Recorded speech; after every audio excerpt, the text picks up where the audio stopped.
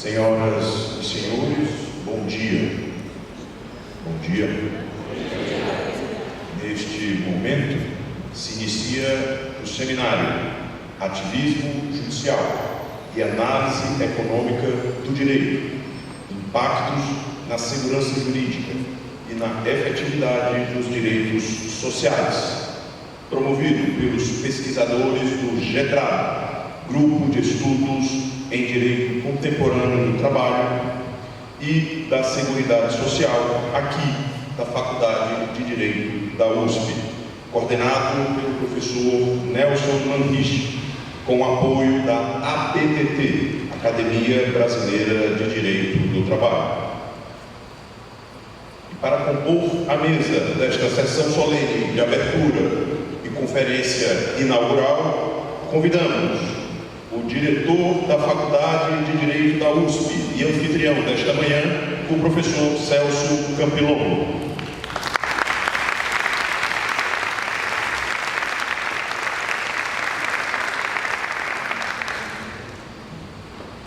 O co-anfitrião desta manhã, professor titular da USP, atualmente professor sênior, coordenador do GETRAB, presidente honorário da Academia Brasileira de Direito do Trabalho e atualmente presidente da Academia Ibero-Americana de Direito do Trabalho, o professor Nelson Manriche.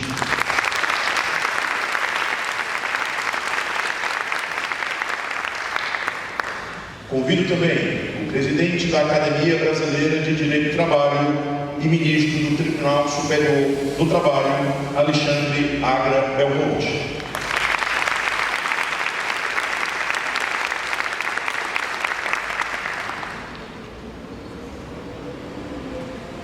Conferencista desta manhã, o professor Técio Sampaio Ferraz Júnior.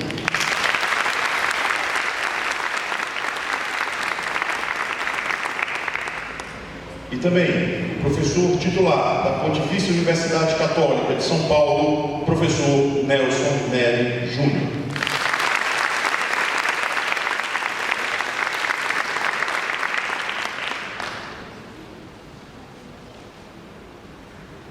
Transmito então a palavra ao professor Nelson Manriche, coordenador do GETRAB, para fazer breve abertura deste seminário e, na sequência, o professor Técio proferirá a conferência de abertura Ativismo Judicial e o papel do STF em face da segurança jurídica. Então, professor Nelson, com a palavra. Bom dia a todos. É muito grande estarmos aqui e claro, aberto então o seminário e antes de qualquer coisa tenho a honra de passar a palavra ao meu querido diretor Celso Campilongo para que ele faça a abertura oficial do nosso evento. Bom dia a todas, bom dia a todos.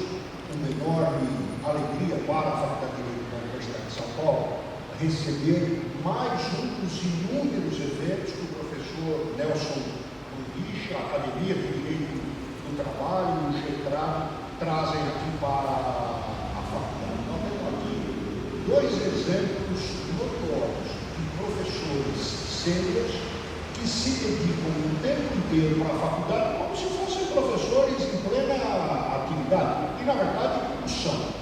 Um, o professor Técio Sampaio Ferraz Júnior, outro, o professor Nelson Manriche. É um orgulho para a faculdade ter professores tão presentes, tão participativos na vida da faculdade. Uma honra redobrada de compor esta mesa com o ministro Alexandre Belmonte e com o meu colega da PUC, eu sou professor na PUC também, meu colega de PUC, Nelson Nery. O tema proposto pelo professor Manriche para o seminário de hoje, eu já peço as desculpas antecipadamente, porque eu participo da abertura e depois eu vou poder usufruir destes palestrantes tão notórios e desta programação tão interessante montada aqui pelo professor Manriche, porque eu tenho que participar de algumas reuniões já previamente agendadas aqui na diretoria. Mas eu gostaria de dizer que o tema ativismo assim como o complemento ao exame destas questões, análise econômica do direito e ativismo judicial, são temas da maior relevância e da maior atualidade. É possível que gravite o do ativismo judicial, se não a principal, uma das principais questões que dizem respeito à divisão de poderes entre nós. Será que o Supremo Tribunal Federal está lançando sinal, assumindo competências que são de outros poderes, ou interferindo mesmo em competências próprias de outros ramos do poder judiciário, como, por exemplo, a justiça do trabalho? Um tema muito desafiador. Claro que há opiniões polêmicas e divergentes a respeito deste assunto, muitos criticando o suposto excesso de ativismo do Supremo Tribunal Federal. De fato, acho que em uma ou outra situação o Supremo tem extrapolado, ainda que não entenda que esta seja a regra, que o Supremo sempre, invariavelmente, extrapola as suas competências. Mas em alguns casos isto efetivamente tem ocorrido, e isto comporta crítica, comporta seminários como este que possam discutir este tema tão relevante. Né? Se nós examinarmos uma parte desta jurisprudência da Suprema Corte, especialmente aquela relacionada com a implementação de políticas públicas, efetivamente este ativismo pode ser identificado em alguns casos. Nós temos em tramitação no Brasil uma lei que regulamentará, tanto antes da lei, eu já tenho situações de ativismo, regulamentará os processos estruturantes. Qual uma inovação importante, algo que a gente tem que analisar com muita atenção, com muito carinho, com muito cuidado. Mas fico me indagando, preocupado em saber se com esta nova legislação, com um amparo agora normativo, para algo que dá margem a muito ativismo judicial, uma situação que já gera muita preocupação hoje, não ficará ainda mais gravosa daqui para frente. Eu tenho certeza que num seminário como este, vocês poderão discutir estes temas com bastante profundidade, especialmente em companhia de palestrantes tão ilustres. Então, agradeço muitíssimo ao professor Manrique por ter trazido mais esta atividade aqui para a faculdade e devolvo a palavra ao professor Manrique.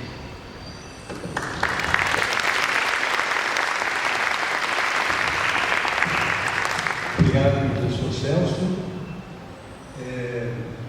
Na verdade, eu queria fazer essa apresentação. Como eu não tenho essa competência, eu passei a palavra para o professor Celso, de oportunidade de falar antes de mim. Agora me empolgou, eu preciso falar desse assunto.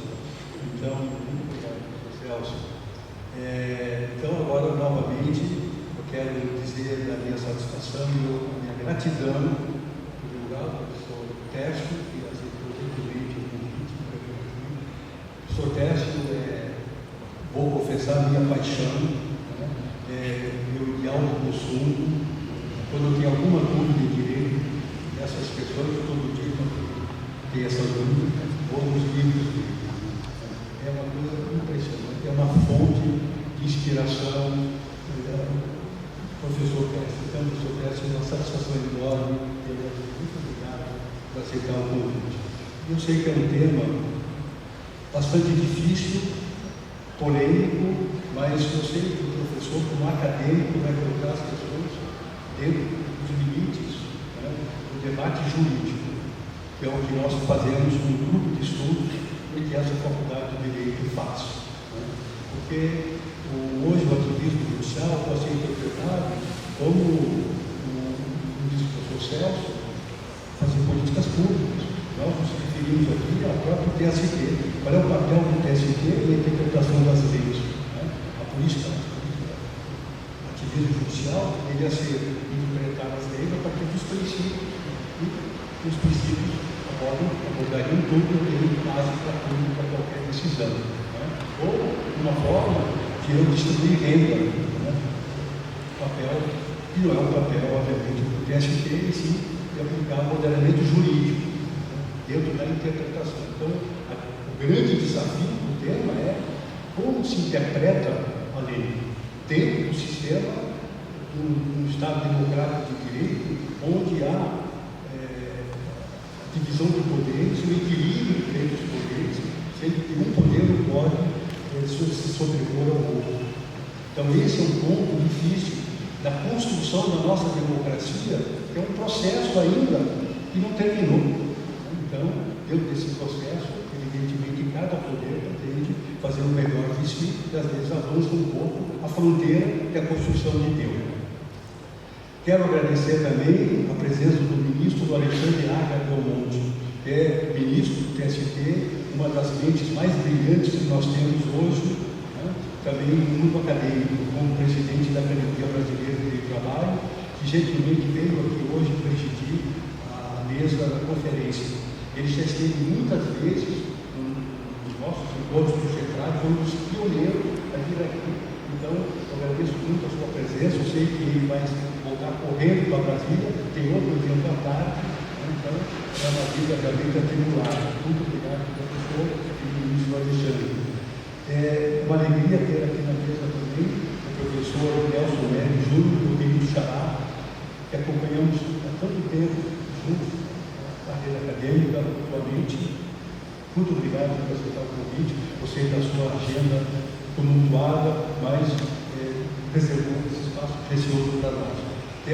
Só temos 5 cadeiras aqui, temos outros professores que não estão aqui, infelizmente, na mesa, mas estão já no auditório. Cumprimento o professor Osmar Mendes Paixão, que também veio de Brasília, um grande advogado e um jurista reconhecido, professor universitário de pós-graduação, aliás, faz pós-doutorado nesta casa. O professor Elival, que é professor desta casa, o professor Pedro Pedassani, que também é no GETRAD, que vai participar do integrante de um painel, e a conferência final da Luciana Ieu. Então, o que nós queremos hoje aqui é debater essa questão do ativismo judicial e análise econômica do direito. Qual é o equilíbrio entre essas questões jurídicas e econômicas e o papel do judiciário na aplicação das leis? É um tema realmente do dia, é um tema que nos preocupa muito. Eu quero me dirigir a vocês que vieram gentilmente nos prestigiar e vir a esta casa que é ainda um reduto da democracia, onde é uma referência do estudo do direito com seriedade, seja nos cursos de graduação, seja nos cursos de pós-graduação, seja nos cursos pós-doutorado. De modo particular, saúdo os integrantes do GETRAD, esses valorosos pesquisadores que me acompanham, né, têm a ciência de acompanhar há tanto tempo, vamos fazer praticamente 20 anos de grupo, né, e hoje está estruturado dentro das normas da USP. Então, muito obrigado, meus queridos GETRADianos, vocês são realmente os consultores, os promotores desse evento. Eu agradeço a cada um particularmente, abracei muitos, mas não a todos, faço isso agora da maneira mais afetuosa possível. Vejo o professor Elival aqui, meu querido amigo, professor titular dessa casa, que irá habilitar também o nosso evento. E, por fim, quero cumprimentar os alunos que vieram aqui, em caravana, lá do interior. Muito obrigado por estarem aqui, bem-vindos a esta casa, venham sempre aqui, temos uma biblioteca enorme à disposição de vocês. Falo isso em nome do professor Celso, eu sei que ele sempre abriu as portas para os alunos de outras escolas, e esse é o nosso papel de prestar serviço à comunidade. Vamos começar então o nosso evento. Muito obrigado por estarem aqui e muito obrigado a todos que compuseram essa mesa. Neste momento, a mesa de abertura será desfeita e será composta a mesa da conferência inaugural, pelo que convidamos os ilustres professores para sentarem-se aqui no dispositivo de honra e peço apenas que fiquem o ministro Alexandre Agra Belmonte e o nosso conferencista, o professor Tércio Sampaio Ferraz Júnior. Muito bom dia a todos. Eu cumprimento o diretor Celso Perdão, cumprimento também o meu querido amigo, o professor Nelson Maniz, cumprimento o professor Nelson Nery e deixei por último a cereja do bolo com o professor Tércio Sampaio Ferraz. A minha função aqui é uma função muito difícil de presidir a mesa diante de uma figura tão importante como o professor Tércio Sampaio Ferraz, que possui graduação em Filosofia, Letras e Ciências Humanas pela Universidade de São Paulo, graduação em Ciências Políticas e Sociais pela Universidade de São Paulo, doutorado em Filosofia pela Johannes Gutenberg de Mães e doutorado em Direito pela Universidade de São Paulo. Atualmente é consultor da CAPES, Coordenação de Aperfeiçoamento de Pessoal de Nível Superior, professor titular da Pontifícia Universidade Católica de São Paulo, professor aposentado da Universidade de São Paulo, professor emérito da Faculdade de Direito da USP, Ribeirão Preto. Tem experiência na área de direito, atuando principalmente em temas como democracia, poder, Constituição e ordem jurídica. Ele é reconhecido nacional e internacionalmente. Muito se fala em operador do direito. O professor Tércio, no entanto, ele é um pensador do direito, ele é mais do que um operador do direito. E aplicar bem o direito depende do seu intérprete. E o intérprete depende da sensibilidade social que obras como a função social da dogmática jurídica, de autoria do professor Tércio, é capaz de despertar nesse campo. E para os estudantes do direito, o seu livro de introdução ao estudo do direito é de qualidade e profundidade diferenciadas, formatadas num linguajar simples e daí sucesso. Sou, antes de tudo, fã do professor Tércio, não estou aqui como presidente de mesa, e sim como diete. O tema que se coloca, que dá ensejo ao seminário, na verdade é uma comparação entre análise social e análise econômica. Vamos dizer a verdade. Quando se fala em análise social, está se contrapondo à análise econômica. Quando se fala em análise econômica, está se contrapondo à análise social. Podemos chamar de ativismo judicial a postura proativa do Poder Judiciário e suprir lacunas de lei frente à omissão do Poder Legislativo em editar normas. E o ativismo não se confunde com a atividade ordinária do Poder Judiciário, que já foi adiantado pelo professor Nelson Maniz, e interpretada para dar um sentido compatível à realidade social como decorrência da própria norma. Isso está no artigo 5º da Lei de Introdução às Normas do Direito Brasileiro, que na aplicação da lei o juiz atenderá aos fins sociais a que ela se dirige e às exigências do bem comum, não apenas para adaptar a norma já envelhecida, mas também para concretizar aquilo que tem uma generalidade de aplicação a todos os conflitos que possam surgir. A discussão sobre o ativismo ganha relevância em sistemas jurídicos como o brasileiro, o romano-germânico, em que as decisões se apoiam em leis pré-existentes, não obstante dispõem o artigo 4º da mesma lei de introdução às normas do direito brasileiro, e quando a lei for omissa, o juiz decidirá o caso de acordo com a analogia aos costumes dos princípios gerais de direito. Dentro do princípio da separação de poderes, frente ao sistema de leis escritas e pré-existentes, o que na prática se discute é o limite entre o ativismo e a interpretação da lei. a interpretação da lei, sim, a função ordinária do Poder Judiciário, o ativismo judicial, em que o magistrado substitui o legislador congressista eleito pelo voto popular exatamente para a emissão de leis. Esse fenômeno decorre, por um lado, da retração dos poderes legislativo e executivo em produzir normas de sua competência com agilidade e abrangência desejadas, e de outro, do texto da própria Constituição Federal de 1988, que é analítica, permitindo amplo acesso ao Poder Judiciário, ou seja, sobre qualquer questão e com abrangente controle de constitucionalidade. Então, criticar o Supremo por uma opção que foi dada pelo legislador constituinte de 1988 talvez não seja a mais correta atitude.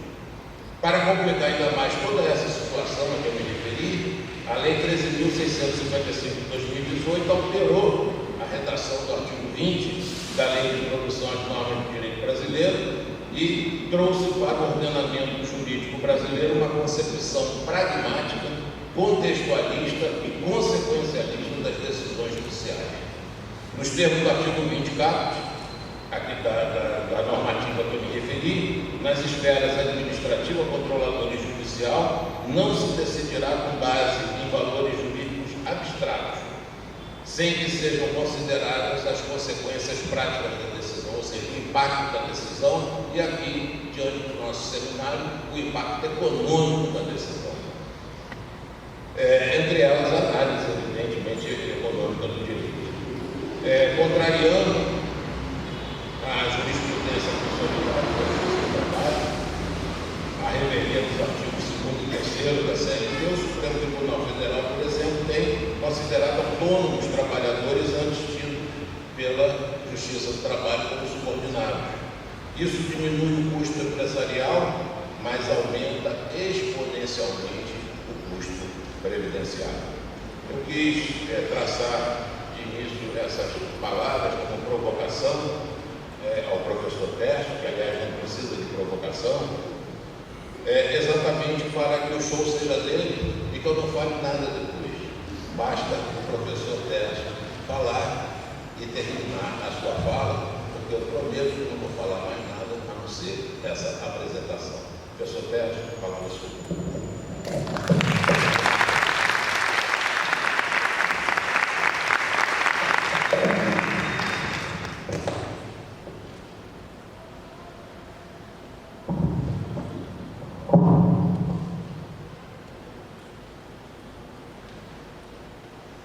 Inicialmente, senhor ministro, muito obrigado pelas suas palavras. Dentro das meus colegas, muito obrigado pelo convite. Cumprimento a todos, todas.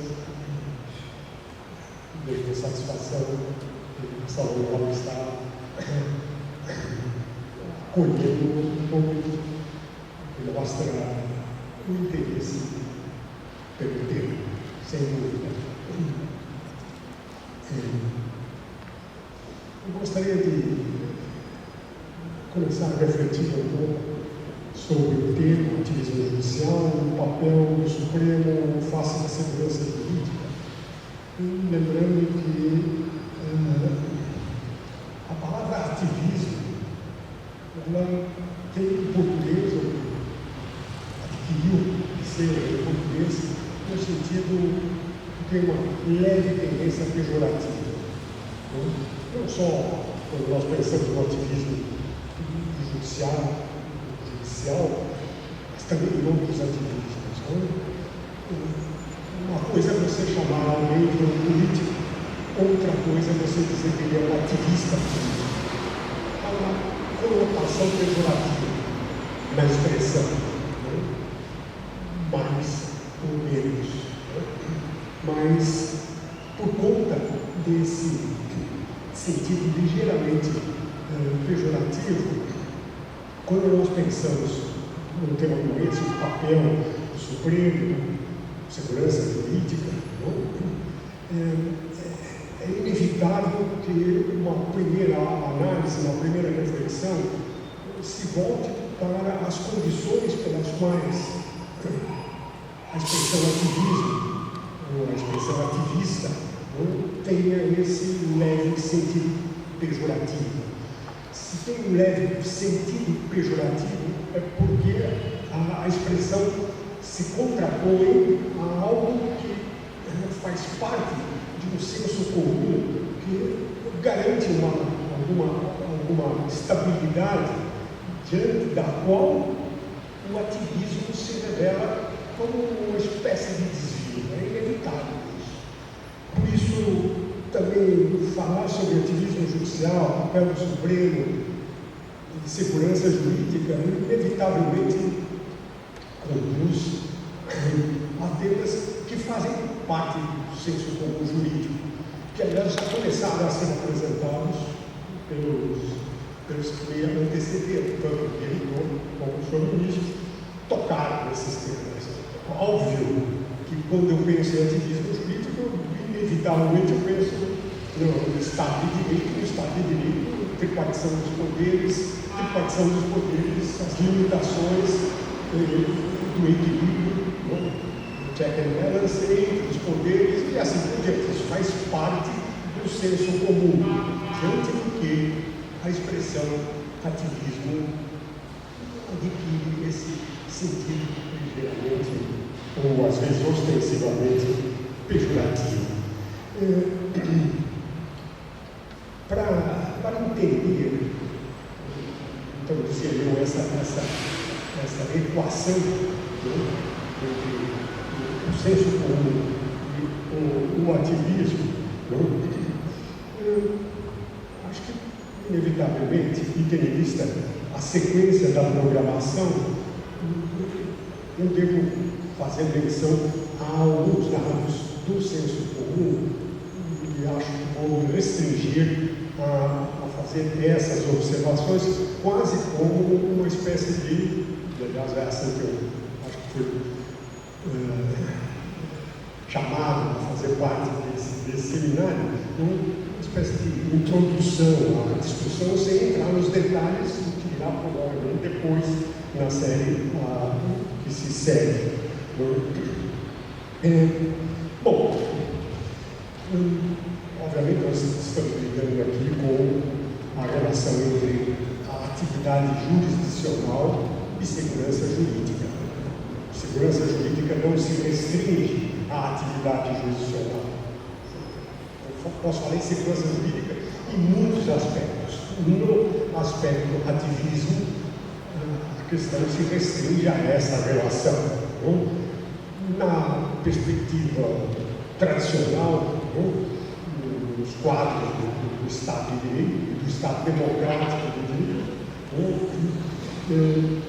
por meio de processos decisórios, o que é que nós fazemos? Nós agregamos valores socialmente relevantes, essas fórmulas sintéticas que, por assim dizer, substituem as incertezas com as quais nós convivemos em todos os seus sentidos, as incertezas da vida em todas as suas dimensões, trazendo-as para um consenso. E aí eu começaria a chamar a atenção para esse trazer a um consenso. O que é uma atividade jurisdicional nesse quadro tradicional do Estado de Direito, tripartição dos poderes, etc.? A sociedade vive de conflitos. Em todos os conflitos, nós enfrentamos dissensos. Em todos os dissensos, procuramos consenso para poder sobreviver. Qual é a função básica de uma decisão jurisdicional? É criar aquilo que eu chamaria de produzir um consenso fictício. É diferente dos outros consensos. No tribunal, ou no juiz, produz esse outro tipo de consenso que eu chamaria de fictício. E ele é fictício por algumas razões muito específicas que nós não encontramos na produção de consensos nos conflitos sociais usualmente. esse consenso fictício, diria eu, ele é construído. E ele é construído de tal maneira que, ao final, eu encontre uma espécie de palavra que identifica as partes e as traz para o consenso, sem que elas necessariamente consintam. Sem que elas consintam. Isto é, o consenso é artificial porque não pressupõe que, ao final, as partes, sejam duas ou múltiplas, abaixa a cabeça, não é bem no sentido de consenso, de obter um senso comum. Não é isso que se consegue numa decisão judicial. Essa, provavelmente, a marca que atinge o princípio da tripartição dos poderes, numa extensão tal que, sem essa substituição do consenso social por esse consenso fictício, sem isso, provavelmente a sociedade seria levada a uma desagregação. Sem o consenso artificial, a sociedade seria levada a uma desagregação. E por isso que, apesar da sua artificialidade, não conseguiu eliminar. É extremamente importante. Como é que funciona esse consenso artificial? Bom, o princípio da tripartição dos poderes é um princípio, obviamente, de natureza política, é uma forma de organização política. Afinal, nós falamos em poderes, e quando pensamos em poderes do Estado, nesse sentido, poderes políticos.